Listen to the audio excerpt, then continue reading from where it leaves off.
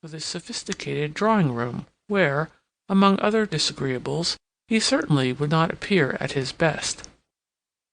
He glanced round him, and saw that, save for Katharine, they were all over 40, the only consolation being that Mr. Fortescue was a considerable celebrity, so that tomorrow one might be glad to have met him. "Have you ever been to Manchester?" he asked Katharine. "Never," she replied. "Why do you object to it, then?" Katharine stirred her tea, and seemed to speculate, so Denham thought, upon the duty of filling somebody else's cup. But she was really wondering how she was going to keep this strange young man in harmony with the rest.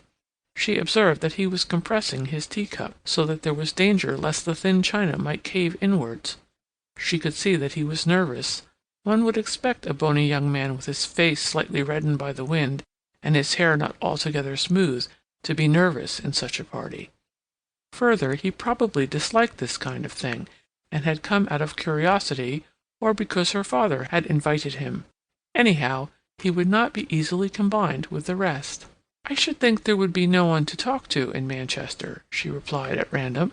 Mr. Fortescue had been observing her for a moment or two, as novelists are inclined to observe, and at this remark he smiled, and made it the text for a little further speculation.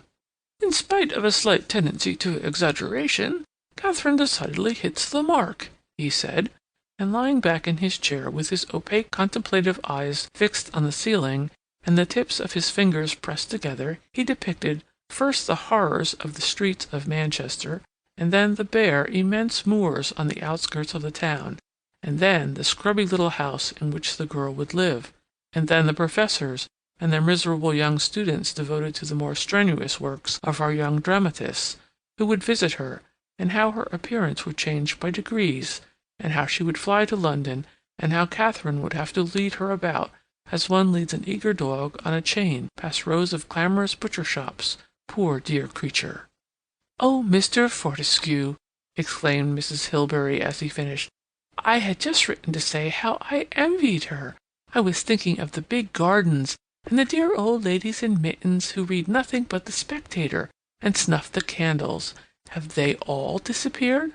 I told her she would find the nice things of London without the horrid streets that depress one so."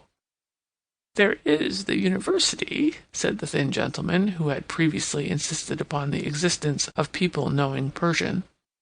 "I know there are moors there because I read about them in a book the other day," said Katharine.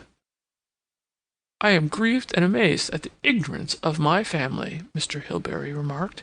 He was an elderly man with a pair of oval hazel eyes which were rather bright for his time of life, and relieved the heaviness of his face. He played constantly with a little green stone attached to his watch-chain, thus displaying long and very sensitive fingers, and had a habit of moving his head hither and thither very quickly, without altering the position of his large and rather corpulent body, so that he seemed to be providing himself incessantly with food for amusement and reflection with the least possible expenditure of energy. One might suppose that he had passed the time of life when his ambitions were personal, or that he had gratified them as far as he was likely to do, and now employed his considerable acuteness rather to observe and reflect than to attain any result. Katharine, so Denham decided, while Mr. Fortescue built up another rounded structure of words, had a likeness to each of her parents, but these elements were rather oddly blended.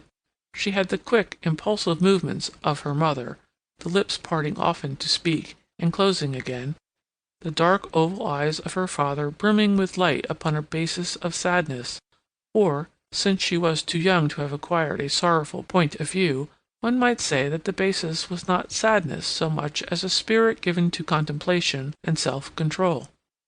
Judging by her hair, her coloring, and the shape of her features, she was striking, if not actually beautiful.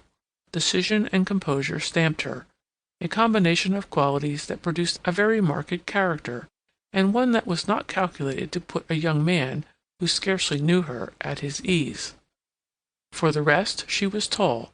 Her dress was of some quiet color, with old yellow-tinted lace for ornament, to which the spark of an ancient jewel gave its one red gleam. Denham noticed that, although silent, she kept sufficient control of the situation to answer immediately if her mother appealed to her.